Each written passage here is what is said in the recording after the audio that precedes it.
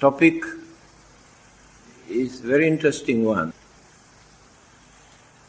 Why the Buddha wanted to introduce another religion. Do you know how many religions were there in India at that time? It is mentioned there were 62 religious cult and creed and various religious denominations. So in spite of all these religious beliefs and practices, the Buddha wanted to introduce another religion. Actually, it is not religion. Today we are using the word religion for that. He did not introduce a religion. When you define the interpretation or the meaning of this word, religion, then you can understand why Buddhism is not a religion. What is the definition given in the dictionary? This is a Latin word, religio. The original meaning is binding. Religio means binding. When they have accommodated this word into English language as religion, they have given more definitions. Belief in God,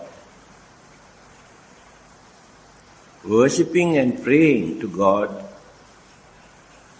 binding to God. They have adopted that word also, original word, binding to God. That method is called religion. So just now I mentioned, Buddhism is not a religion in that sense.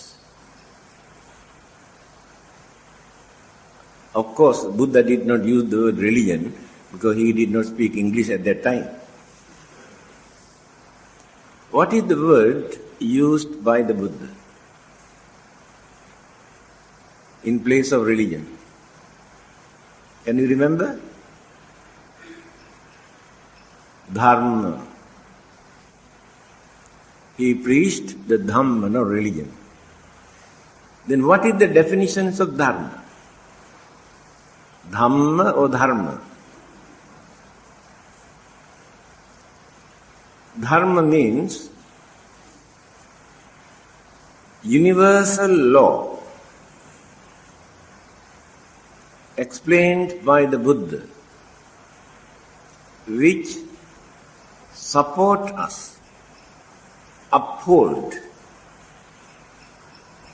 without allowing us to get into the unfortunate state of existence, such as hell, animals, a spirit, ghost, devils, or unfortunate living beings.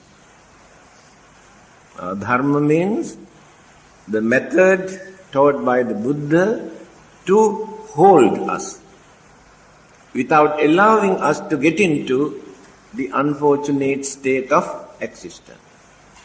Now you can see the difference between the Dharma taught by the Buddha and the word religion. So why did he want to introduce another system as Dharma? Dharma is not created by the Buddha. Dharma is not created by God. There is nobody in this universe who can create Dharma. Dharma is the universal law that which exists forever. The Buddha has mentioned this earlier. Dharma exists whether the Buddhas appear or not. But people cannot understand the Dhamma. So the Buddha is important to reveal, to explain, to tell us what is Dhamma. Only for that purpose we need a Buddha. The Buddha was born in a royal family. He was enjoying his life as a young prince. But all the while he was thinking very deeply, because there were many things that he could not understand and he could not satisfy. He discussed with so many other learned people, religious people, but he could not get the correct answer that he can satisfy. So one day, when he was sitting under a tree, he saw a snake suddenly appear and caught the frog. Now the frog is in the mouth, struggling. The frog tried to escape, the snake tried to swallow. When this battle was going on, a big bird come down from the sky and taken away the snake. The frog is still in the mouth. And that incident has become the turning point to change his way of life. He thought, why living beings suffer like this?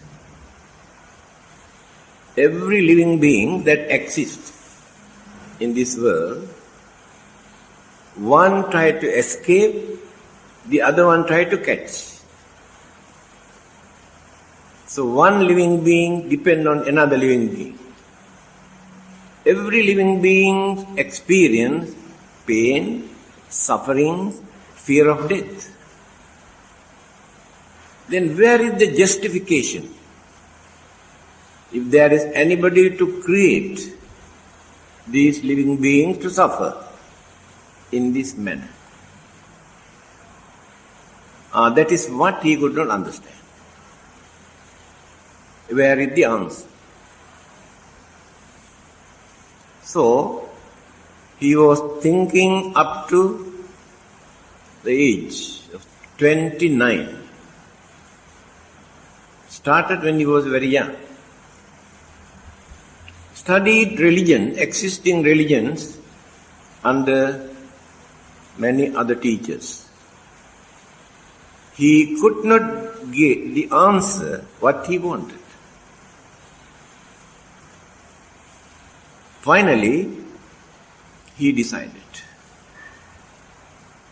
renounce.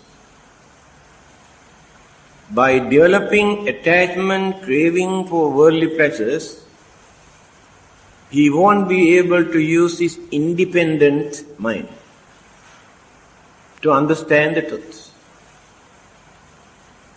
That is why he wanted to renounce.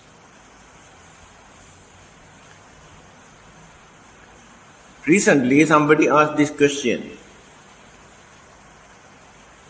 Why the Buddha ran away from his home, leaving alone his wife and child? Is it not cruelty? Can we justify? Then I told him, just because of his running away from home, today 555 million people run after him. If he remain at home without running away, only his wife and child run after him, nobody else. Now you can understand why he wanted to run away. For what purpose? It is not running away. He wanted to keep away from worldly bondages, to use his independent mind to understand the truth, to release everybody,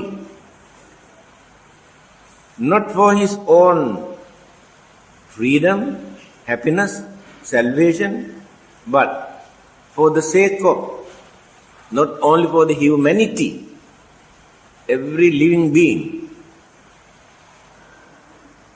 So after struggling for 6 years, according to the instructions given by the existing religious teachers, without eating, without sleeping, without lying down, torturing the physical body as the most important religious practices. 6 years he practiced. Finally, he decided this should not be the method. So far I did not gain any knowledge, any wisdom, any understanding by practicing these religious traditional practices. Then he changed his mind to lead a normal life without torturing, without suffering.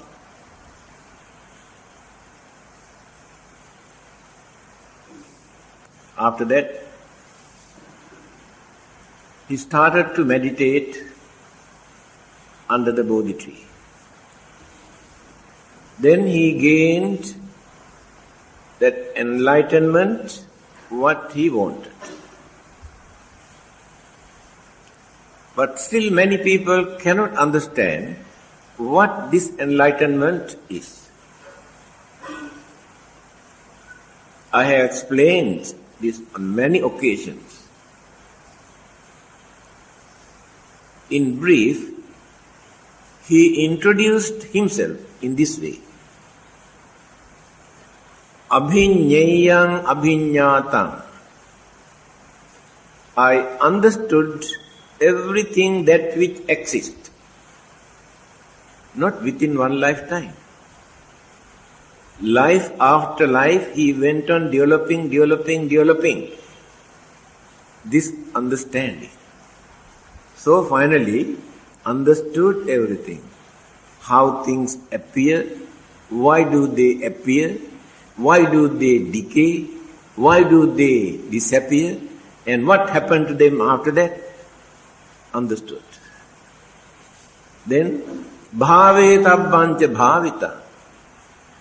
I have practiced all the great qualities, virtues, precepts, morals, ethics, everything in this world.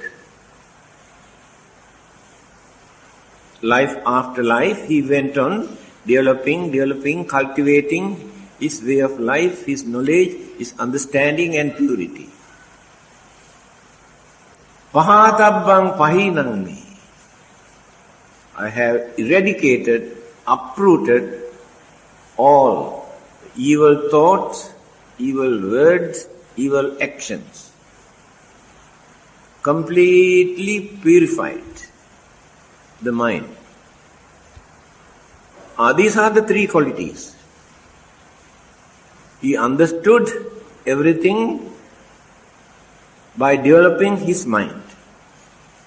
He practiced all the great qualities, virtues. He eradicated all the evil, wicked things.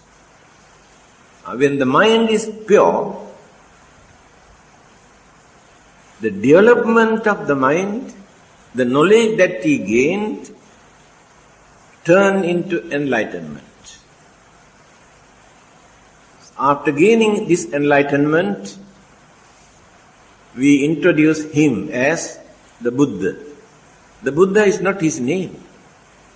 His name was Prince Siddhartha Gautama.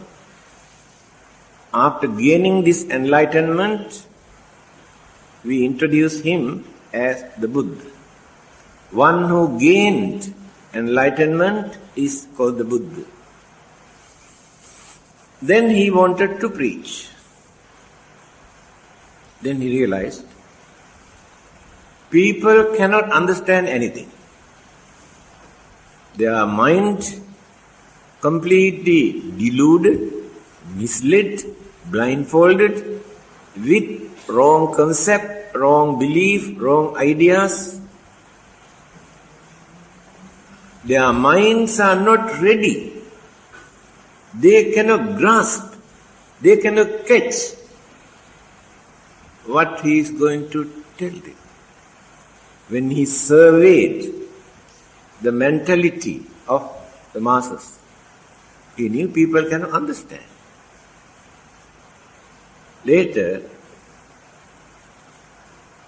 Brahma came and invited him. At least there may be very few who can understand this Dhamma. Because he said, Pāturahosi magadhesu kubbe dhammo asuddho samaleji. This Dharma that I understood is not a new Dharma, new doctrine, new religion, new teaching. This Dharma existed, but polluted, misinterpreted by the people. So today they have wrong concept, wrong belief, wrong ideas.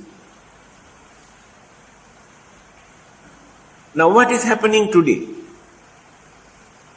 2500 years ago, the Dharma taught by the Buddha spread all over the world. And what people are doing today in the name of Buddhism? What do they practice? What do they believe? Entirely different things which the Buddha never taught. That is what he said. Dharma is polluted by using our polluted mind. People are not ready to accept the truth. They want something which can console their mind, their craving. Then they distort the basic teaching and introduce entirely different system as Buddhism. It is happening all over the world. So many new cult, new creed, new sect, new schools you can see in the name of Buddhism everywhere. They have forgotten what the Buddha taught. They taught something else. That is what the Buddha said. The Dhamma that existed in this world misinterpreted. So now he is going to reveal again. And why he wanted to introduce the Dharma? That is the most important point. The belief that people had that to find out our salvation, we must torture our body as religious practices. Starving without taking food. Suffering from sicknesses without taking medicine. Without sleeping. Without relaxing. Burning. Cutting here and there. The more they torture, they believe the more easily they can wash away all the sins or the bad karma committed by them. This belief was very strong at that time. Even today there are. So he wanted to release people from this wrong concept. There is no religious value whatsoever that we can find by torturing our physical body. So he wanted to introduce a religious way of life that we can practice by leading a normal life without suffering. It is not necessary for you to suffer because of your religion. You can lead a normal life by knowing what is right and what is wrong. At the same time, You can maintain your human dignity without becoming slaves to your religion. He mentioned this. The followers of all those religions have become slaves to their gods. Almost every day, going on praying and praying and worshipping and offerings and offering. That is religion today. They have become slaves to religion. The Buddha pointed out. By praying, by worshipping, by performing various offerings, you cannot become religious people unless you develop, purify your knowledge, you understand. So, people should not behave like small children simply by practicing certain things which they cannot understand. So the Buddha did not encourage anybody to pray, to worship. Even he never expected our salute, our homage. He never asked us to go and worship him. Whether we worship him or not, if we practice what he taught, he take this as respect. When he was about to pass away, a lot of VIPs wanted to come and pay respect to him before his passing away with flowers. Ananda, his disciples, told him Buddha is in a very critical condition. It is not nice to go and disturb him. The Buddha overheard this. Then he asked Ananda, why, what is the problem? He said, there are many who assembled here. They say they want to come and pay respect to you, offering flowers before you passed it. Then what did the Buddha say? Instead of worshipping, instead of offering flowers, ask them to go back and practice at least one of the advices given by me. That is the highest way that they can respect to their master. Now you can understand who the Buddha is, what he wanted. What he wanted us to do, you can understand. So he wanted us to maintain our human dignity without worshipping everywhere, every idol, every trees and every, caves and every god, this god, that god. We disgrace our human dignity. Before his passing away, he also gave this advice. Atta deepa bhikkhave viharatha atta sarana ananya sarana. Develop your self-confidence. Don't take refuge in another person. Take refuge in you. That means develop your confidence. If you have confidence, you never go and worship to anybody. Never go and pray to anybody. Because you know, you can understand. You have no courage, you have no knowledge, you have no understanding. Then go and worshipping, praying. They think you are religious because you worship.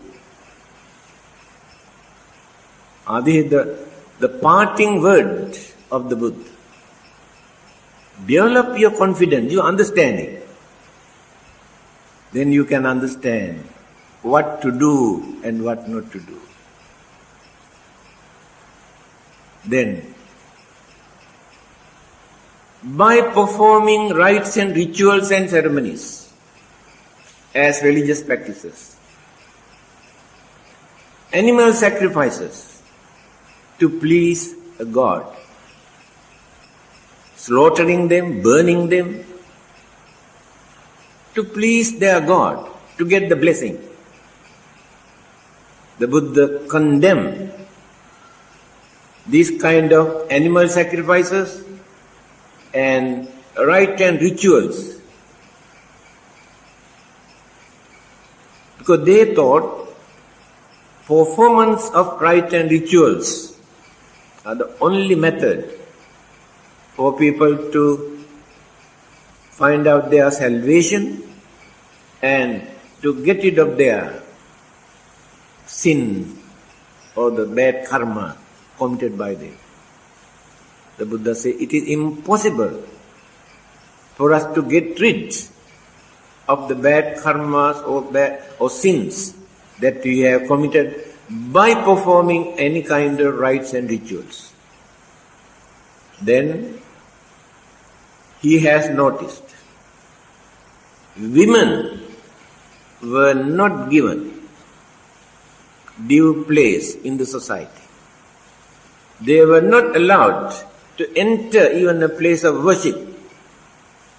Women are dirty, not allowed to learn, to study a religion. There is no another religious teacher in this world who has done that.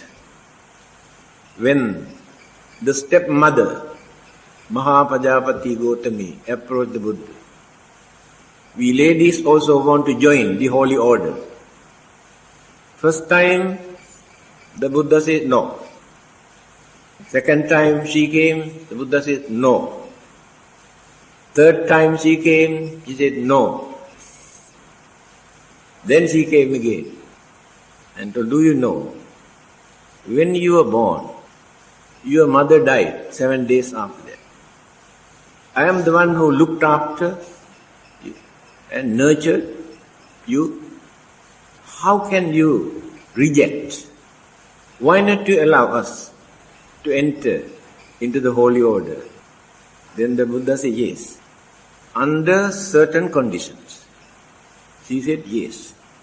Why did the Buddha did like this?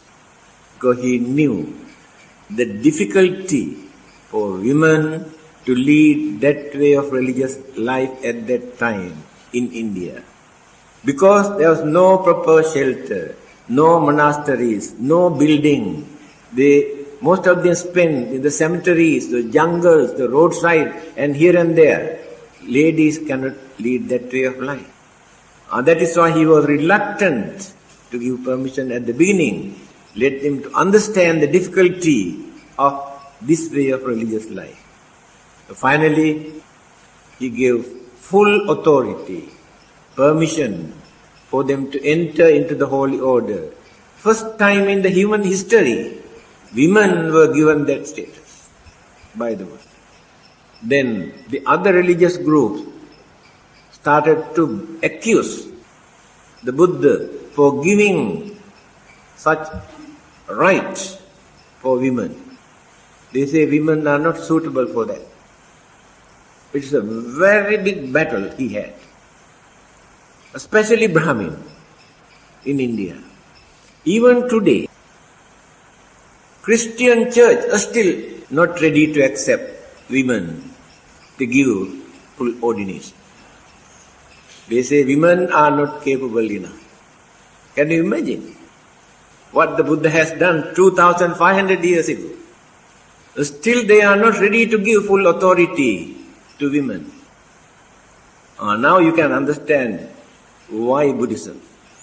Why Buddha wanted to introduce a new religion, use the word religion. Another thing, caste systems in India is horrible. We cannot imagine here because we have never seen what sort of discrimination they have towards the low caste people. They have divided the humanity into 4 groups according to their caste system. Kshatriya, Brahmana, Vaishya, Sudra, 4. Kshatriya, the rulers, warriors. The Buddha was born in that family. Sakya clan. They are the rulers, Rajas, Maharajas, rulers of the country. One caste. Brahmins, the highest. They are the masters, teachers, gurus, and for everything. And priests. Everything, education, religion, handled by them, Brahmin. Others cannot. Vaishya, the business people who deal with business, all sort of trade and development of the country, another caste. Shudra, lowest caste, to scavengers, to clean the lavatories, drains and dirts. That is their duty. They were not allowed to take even a bucket of water from a well which is in a high caste Brahmin's family. Not allowed. They cannot touch. If anything touched by so-called low caste people, they never accept it. That's why I told you we cannot imagine. Buddha was watching this very carefully. One day when he was going somewhere, he met a scavenger who was carrying all the dirt that he had collected from lavatories. When he saw the Buddha was coming, he wanted to keep away from the Buddha because dirty or smelly. So purposely Buddha went to him. Then asked, what are you doing? Where are you going? What is your job? He explained everything. I belong to low caste. This is my job, dirty jobs, what to do. We were born to do this. And then the Buddha, do you like to follow me? How can I follow you? I belong to low caste. It doesn't matter. Then he agreed, followed, cleaned him, washed, ordained him as a monk. Then he allowed the kings and the ministers to come and pay respect. Because they do not know who this person is. His idea was to wipe out this caste discrimination created by them. This is another big blow to other existing religions. Because they upheld these two things.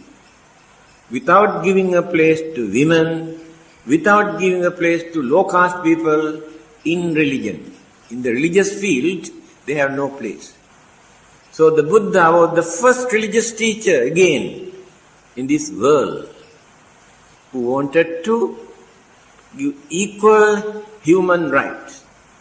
So many other religious groups have become enemies.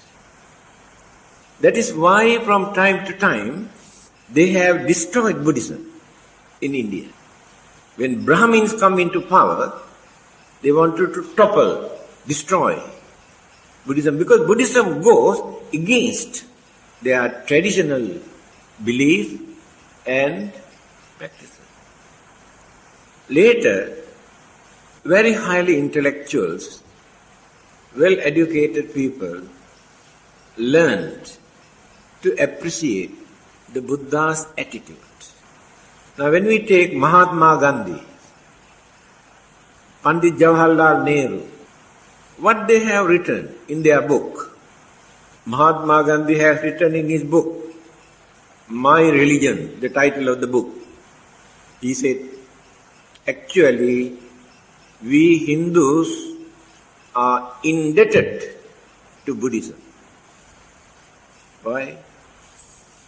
All the important noble teachings they have incorporated into Hinduism later.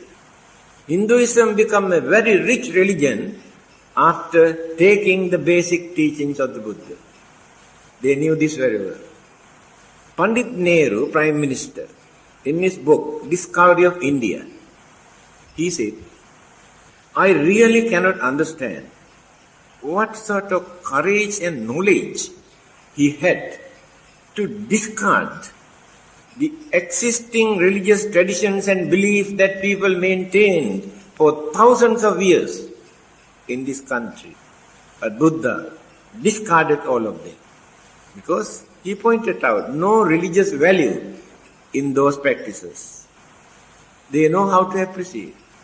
Then he says, because some people say Buddhism is a branch of Hinduism. Mr. Nehru says very clearly, Buddhism is Buddhism. Hinduism is Hinduism. Jainism is Jainism. Hinduism is not Buddhism. Buddhism is not Hinduism. When you read his book, Discovery of India, what the Prime Minister of India has written, because they can understand. And another learned man who has written 3 volumes of Indian philosophy, Professor Mukherjee in Calcutta. He says, he was a Hindu. Hinduism is nowhere if they have not taken the basic teachings of the Buddha into Hinduism. Today Hinduism stands as a very rich philosophy because of the Buddha's teaching. They have borrowed, incorporated. This is another reason why Buddhism disappeared from India. Because after fighting for a long period, they knew they cannot destroy Buddhism. What they did, they introduced Buddha as one of the incarnations of their God. God has taken 9 incarnations according to them from time to time. So the 9th one was the Buddha according to them. But Buddhists do not agree with them. That is why every Hindu respects the Buddha. They say Buddha is the incarnations of our God. So every Hindu respects the Buddha because of that. But by introducing in this way, the name of Buddhism slowly faded away and Hinduism remained. But Buddhism started to spread in many other parts of the world. Emperor Ashoka has sent missionaries, even Egypt and Syria and Greece.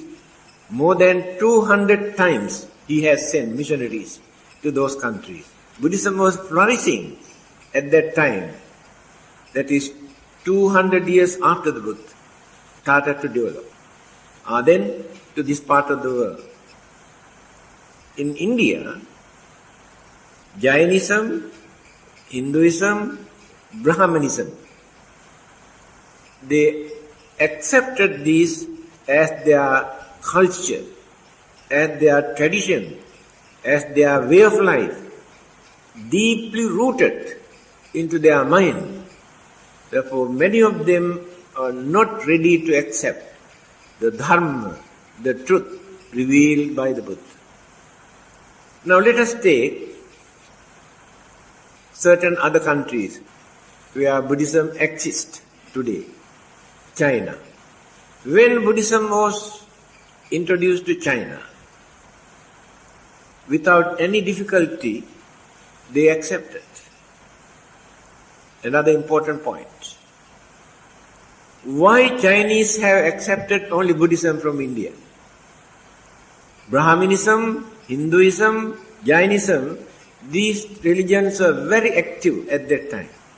But Chinese have not chosen any other religion but only Buddhism.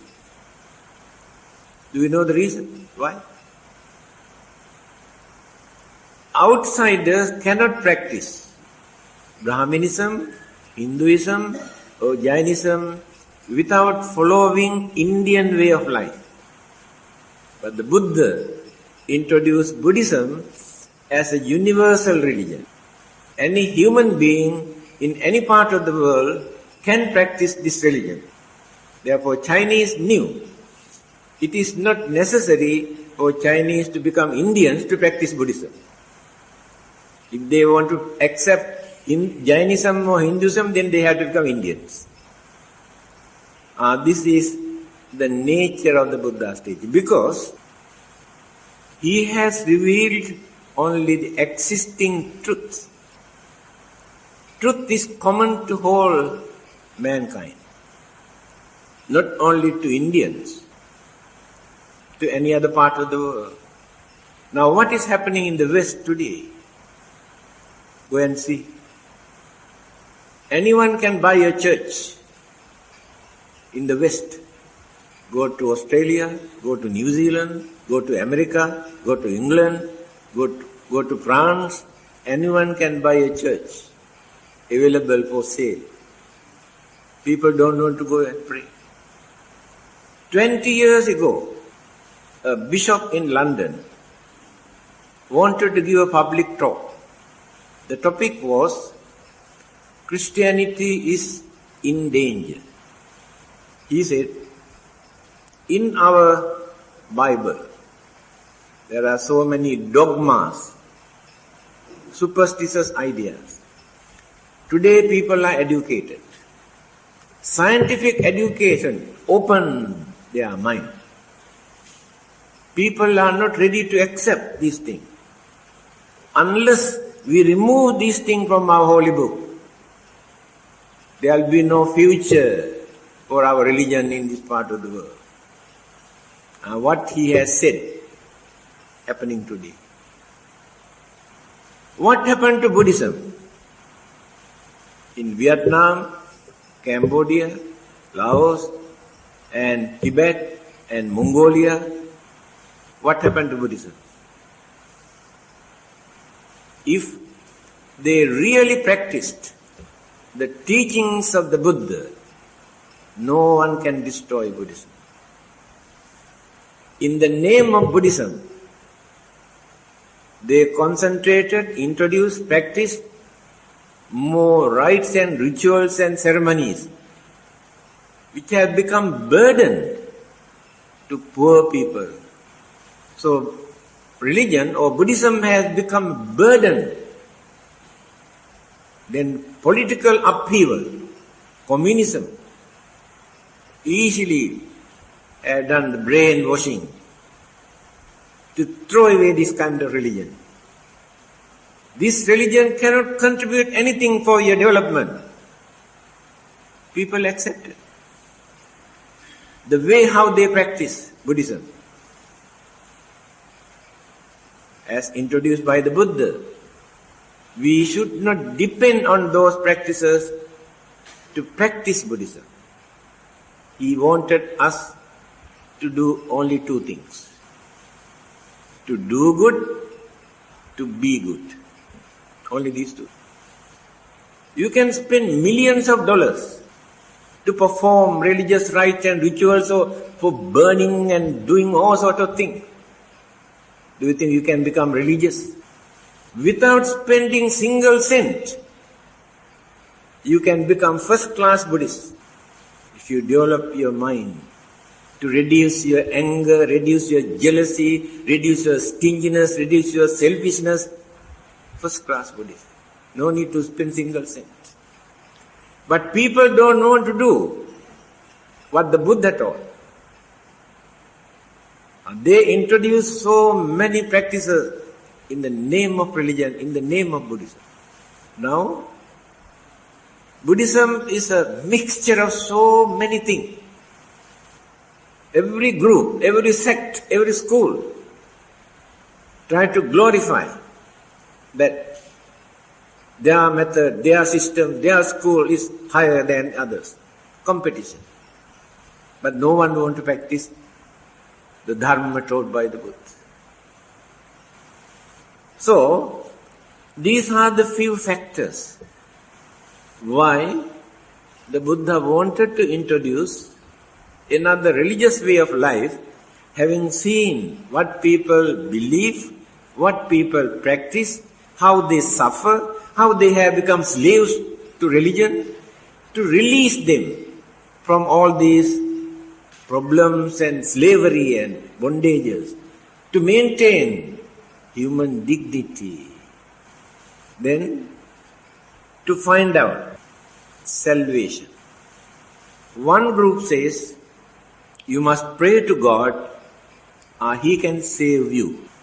Another group says, you must perform these rites and rituals and ceremonies, wash away all your sins, then you can find out your salvation. Another group says, you must sacrifice all these animals and burns and cut. Through these sacrifices, you can purify all your sins. Now you can understand where the Buddha stands. He wanted to discard all these beliefs and practices. Then he said, Tummehi kiccang atappang akkhataro tatha. You cannot find out your salvation by worshipping and praying to the Buddha or any god, by depending on any god or any religious teachers. Never. Then what you have to do? He said, the Buddhas can tell you what to do. It is your duty to do that. The Buddha cannot do that for you. The God cannot do that for you. The method is given by the Buddha what to do. But we are lazy to do, but we like to go and pray and worship. Very easy. Anyone can do that. This is the Buddhist attitude. But we like to worship him because we know who this religious teacher is, what he has contributed, what he has done. In appreciation of his contribution, we like to worship him, although he never expected that, because we feel very happy when we respect him. But simply by worshipping anybody, no one can find out salvation. Another thing, no one can wash away, take away the sins committed by us. The Buddha cannot take away, the God cannot take away, nobody else can take away our sins. Suddhi asuddhi pacchatang nanya manya visode. Sayings of the Buddha. Purity and impurity of the mind maintained by individual person. Another person cannot do that. Sins or bad karmas committed by the mind. So by torturing body, we cannot wash away the sins because the body is not the one committed all these things. The mind. Then the Buddha says, if you want to punish the sins committed by you, you have to punish your mind, not the body. Take for instance, somebody come and shoot and kill a person and drop the gun here, run away. And his relatives and friends come and see the gun. Oh, this is the gun which killed our so and so, and they break. They smash the gun, punish the gun. So punishing the body for committing bad karma is exactly like that. The gun is not the culprit. The Buddha says you have to punish the mind. Then how to punish it? Oh, very easy. When you are selfish, don't allow that selfishness to develop. Reduce. Punishment. When you are jealous, don't allow that jealousy to develop.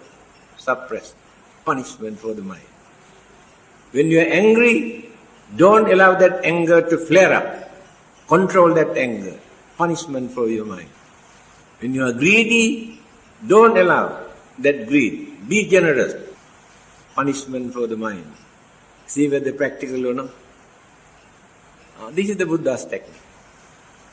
So, by worshipping to a God, worshipping to a Buddha, worshipping to a Bodhisattva, you cannot wash away your sin. Then, what is the technique? What is the method introduced by the Buddha? If there is nobody in this world who can wash away our sin, then what will happen to us? All the other religions say their God can take away their sins, after that they will be in heaven. Then what will happen to us? No hope, isn't it? You have to learn what the Buddha taught. Buddha practical or not. He said, every human being make mistake due to their ignorance or misunderstanding or greed or anger, make mistake. It's natural. But one day, when you come to know that you have done certain bad things or mistakes or bad karma, through that understanding, you must have courage to stop, not to repeat. That is the first step. Instead of worshipping to another person, what you have to do? Stop repeating. Right. That is not enough. Now the second step. From that day onward, you have to do more and more good karma, good deeds. Good deed means do some service to others to release their suffering. Those who are hungry, those who are sick, those who are old, those who need your service, do something for them. These are very good karma.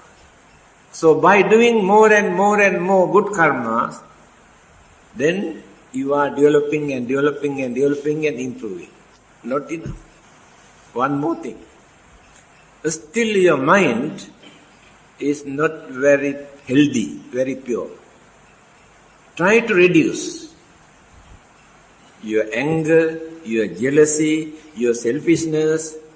Try to reduce.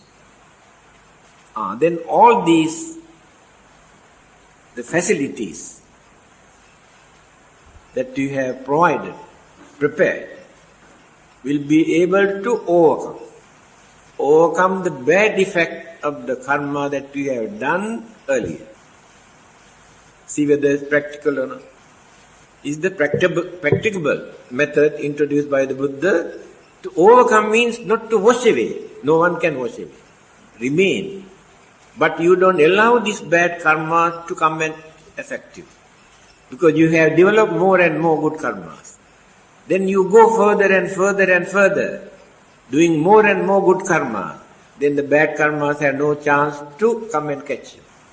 And one day, you will attain your final salvation. Then the bad karma withdraw. Cannot catch.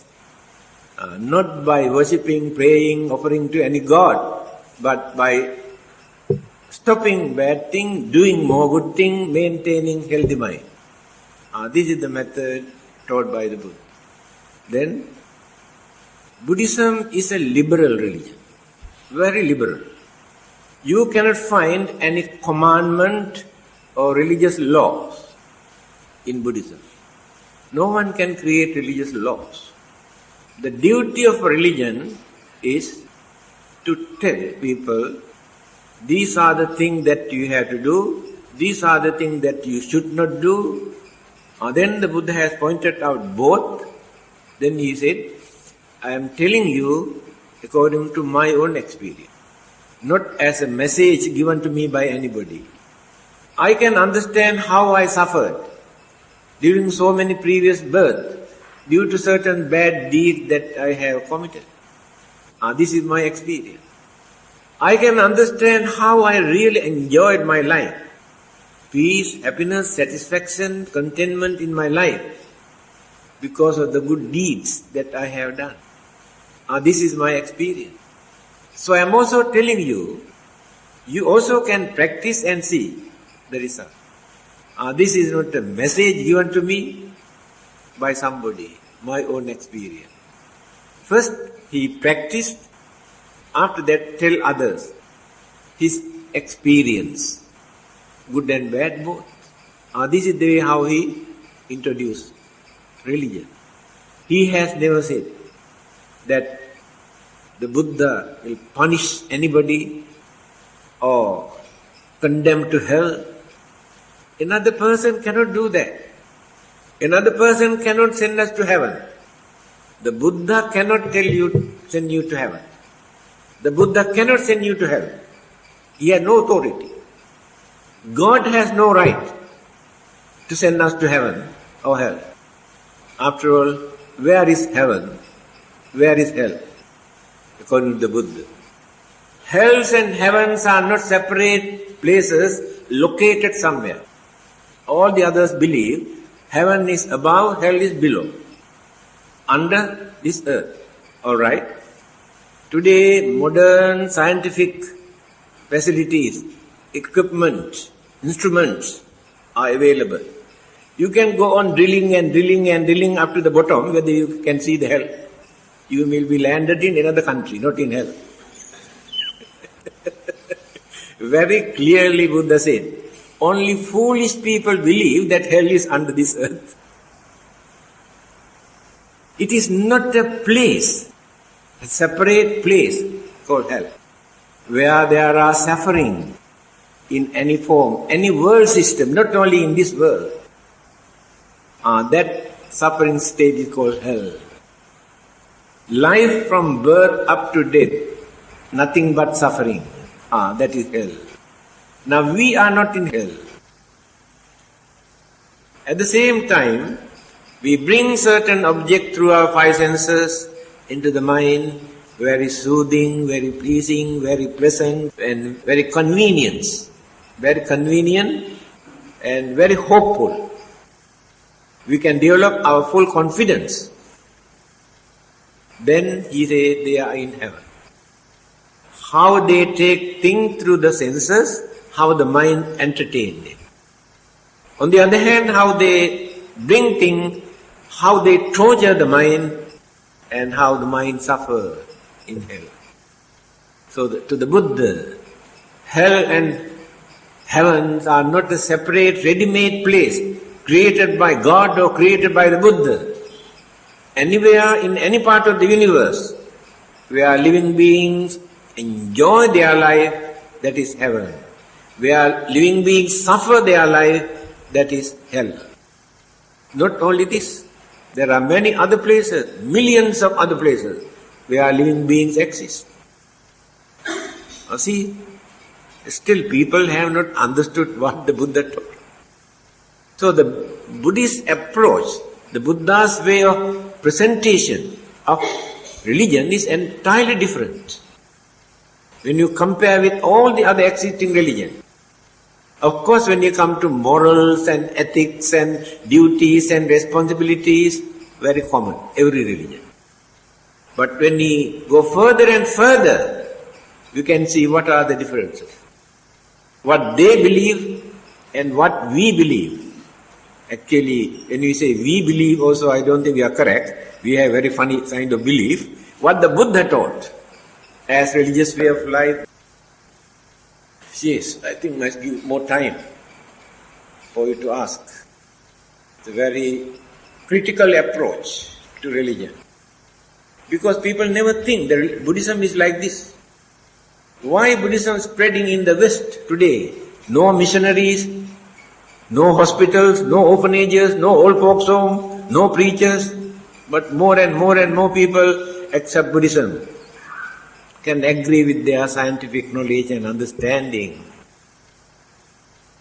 Yes. Very challenging questions. Okay, brothers and sisters in the Dhamma, are there any questions from the hall? Not from the hall, from your mind. Any questions? Yes, brother. Yeah. Yeah. I would like to ask, when the Buddha taught Buddhism, it's such a great relation, such a great teaching. Why is it that after that, subsequently, the other religion was introduced, another religion afterwards Buddha taught? In India or other part of the world? And that even India itself. No, we have to confine only to India. Because different countries, they have introduced different kind of religion according to their convenience, their needs, their problems. When religion exists in one particular country, they introduce that religion according to their way of life, their problems, their difficulties. But at that time in India, they have entirely different type of religious way of life. So, when the Buddha introduced the Dhamma, I told you just now, people could not understand Their minds were clouded, deluded. So how can they accept the truth? So it has taken such a long period, for nearly more than 200 years, up to Emperor Asoka, then spread all over the country, then sent to the other part of the world, where they had more than enough time to think, to study, to understand. At once, people could not understand anything. I can tell you a small incident. When the Buddha was going somewhere, he met a Brahmin, the Hindu priest. He has never seen such serene figure. Very soothing. And he asked, actually, what is your religion? What do you preach? Where are you going? Then the Buddha, in brief, he explained, I understood why things come into existence, why they change, why they decay, why they disappear, and after that what will happen. These are the things that people cannot understand. This is my way of religious life, to preach others. Do you know how this Brahmin acknowledged? Yes. Can you imagine? Because that never appealed to his mind. His belief, concept, ideas are entirely different. Others also had the same problem. To understand the truth take hell of a time. Not so easy to understand the truth. So, it is very easy to introduce religious way of life according to your way of life. To console you, to satisfy you, to allowing you to do whatever you like. Then people like that kind of religion. Now today people don't like religions. Why? Religion says not to do what they like to do. Therefore they don't like religion. Religion also tells them to do certain things which they don't like to do. So they want to keep away from religion. Therefore some religious group try to find out ways and means to give them something what they like, then they accept that religion. Truth is somewhere else. They don't own the truth. Yeah. I see that a lot of religions also generally man understands that animals are the real being.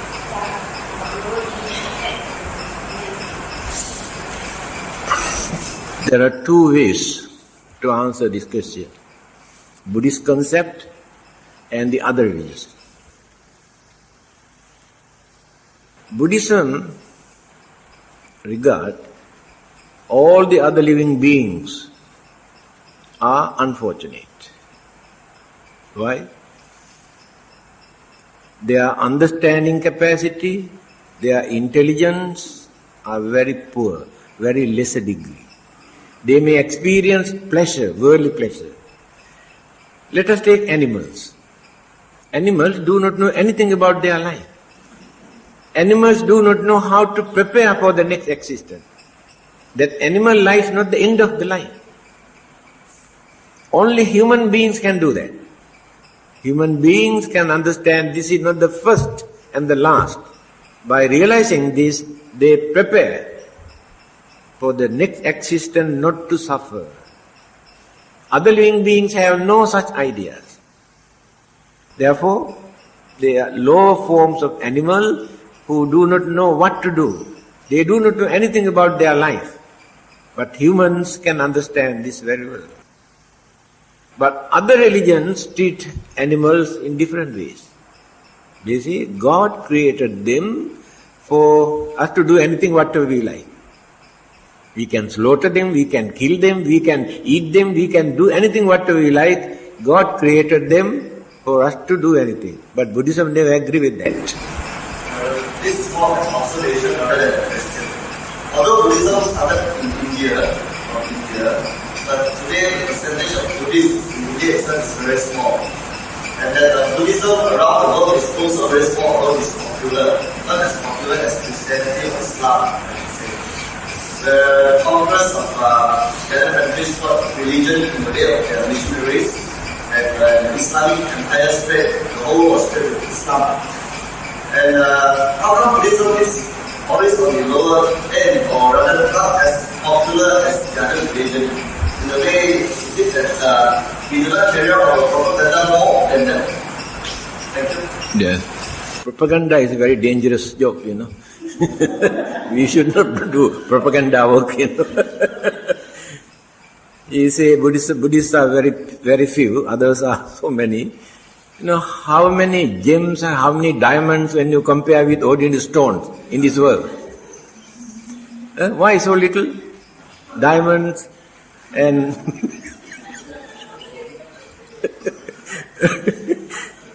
Dandha Bahu. This is the word used by the Buddha. Dandha Bahu. Dandha means ignorant people. Bahu means many. Many people are ignorant. Few people can understand the truth. Understand?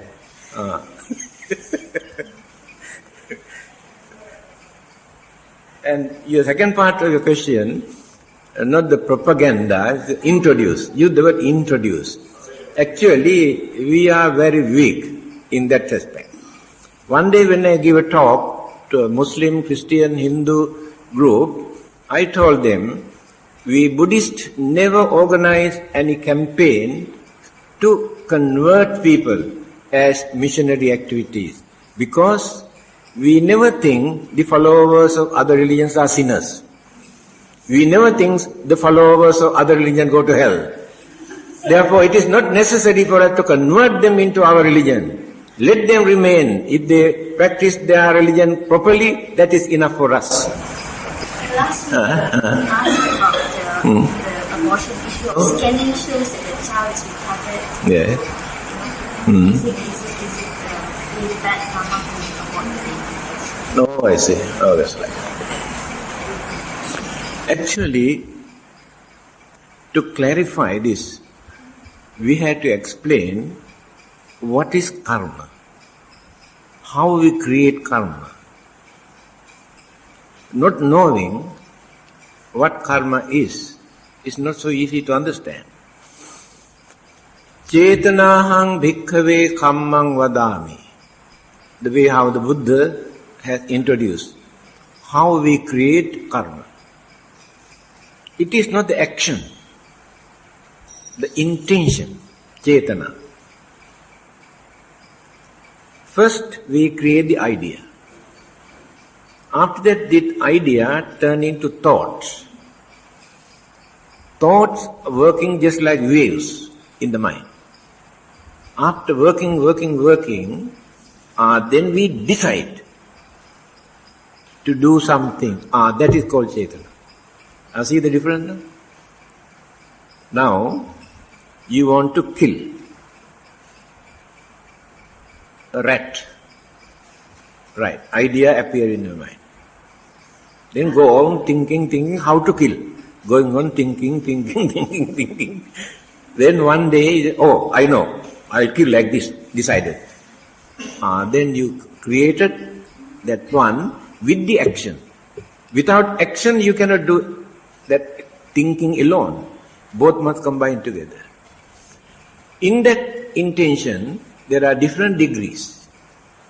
The jealousy, grudge. When we reduce all these things, we do some certain bad thing without creating evil thought in the mind due to certain circumstances, even reluctantly. No other choice. We had to do that. And then we reduce because we have not polluted the mind to do that. Understand? So we kill an animal or snake to protect others, to save others, but we have not developed any evil thoughts in our mind. Idea is to protect others. So we have not developed our karma because of that intention. If we create anger in our mind, we must kill this fellow, then increase. So this abortion also, due to certain circumstances, no other choice, they had to do that. There may be certain bad effect. Taking that thing. Nothing to be bothered about it.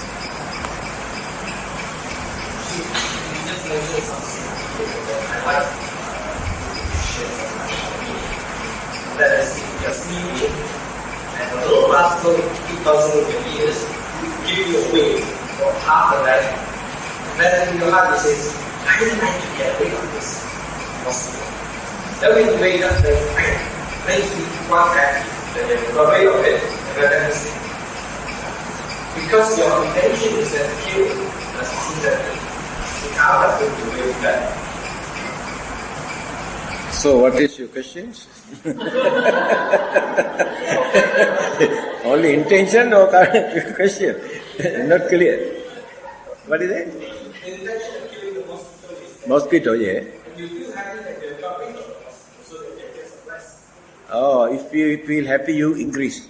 You understand? If you regret, you don't increase it. Another point. Because of your question. Lifespan. We kill a mosquito. We kill an elephant. Do you think there will be different degrees of karma? What is your opinion? Why? Lifespan. When you kill a living beings can live long period, you increase the karma. When you kill a living being which live only 1 or 2 weeks, not so high lifespan. Another aspect. You kill a gangster who endanger the whole area. And you kill a holy man. Do you think they will increase or reduce? Yes. By killing this gangster, no doubt you have created certain bad karma, but you allow others to live peacefully. Your intention is good. Action is bad. Killing is bad. And you kill a holy man, religious man who serves thousands of others. Useful person, virtuous person, then you increase so many degrees of your karma because you have created that action to destroy a valuable life. Valuable life and dangerous life. 2 aspects. Again, just now I mentioned, we kill with anger. We kill without anger. Different degrees. By creating anger, we pollute the mind. We create that without anger. We do not create the pollution, but action alone. Reduce. Very systematically, Buddhism explains all this thing. Not only mere action depend on our mental attitudes. The purpose, the reasons, and why, and how, and all these things we have to consider. Yes? Anything else? So how many mosquitoes did you kill so far?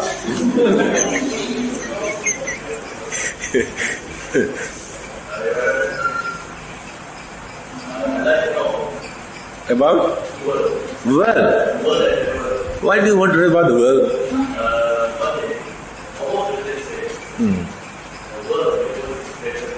Yeah. Alright, then who created God? Then you know. You know who created the God. Yeah. So?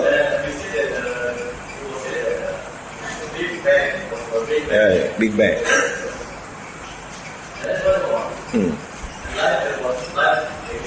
Yeah.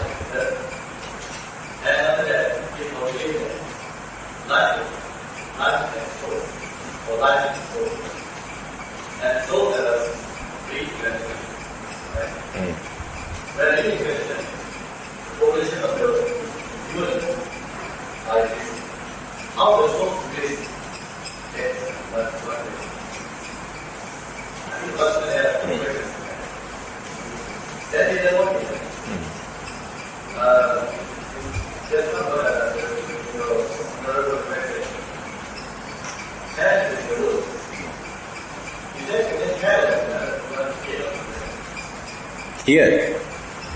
Oh, yes. Creation theory. Even the Pope had to say recently, the human beings were not created by God, but they come into existence due to evolution. The paper cutting is there outside. Pope has said.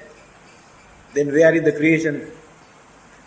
God says, Bible says, God created man in the image of God. Then where is that image? That is why I told, we cannot play the fool with science. One day, religious people had to surrender certain belief concept they have maintained due to their imagination. The Buddha did not accept any of those imagination. That is why intellectuals all over the world respect the Buddha. Last week I mentioned Bertrand Russell, one of the best philosophers in the West. He is an agnostic, who had no religion, who condemned all this religion. He says he respects the Buddha because he is the only one who has never said that this world was created by so and so at such and such time. But all the other religious teachers made false statement. He used this word, false statement. Therefore, I respect the Buddha because he knew what this world is. This is the way how intellectuals accept what the Buddha said. Again, the advice given by the Buddha, don't waste your time by thinking who created this world, where is the beginning of this world, and where is the end, when is the end of this world. Without wasting your time, you try to look after yourself. This is the advice given by the Buddha. Because you never get the answer to those questions. Never. You may spend the whole life, but you never get the answer because there is no answer to those questions. Anything else? Yes. I come from Buddhism. Yes. There is no such thing as Buddhist family. Buddhism is not in the family. Buddhism is in the mind. So, okay, go ahead. Let's say later on die. Does it mean that my dad's existence? Become a Muslim. Become a Muslim. Become a Muslim or Christian. Then what will happen to you? Very good. Very good. It's very easy to understand. Do you know the Buddha? During his so many previous births, do you think he was born in Buddhist families? Where was Buddhism at that time? That is the answer. It is not the religious label. It is not the religious family. It is an individual mental attitude. We have seen so many Muslims, so many Christians, so many Hindus, so many others who made excellent ideas about life, sometimes better than Buddhists. Buddhists not yet study yet properly. They have very good understanding. I met so many Muslims also. That is their personal understanding. Don't depend on family. If happen to be born in a Muslim family or Christian family, still you can carry on your religious way of life without accepting belief and traditions and customs and their way of life. That is your personal thing. Religion is a personal thing. We cannot get religion from another person. We cannot give religion to another person. Personal thing. So don't worry about it. Nothing will happen to you.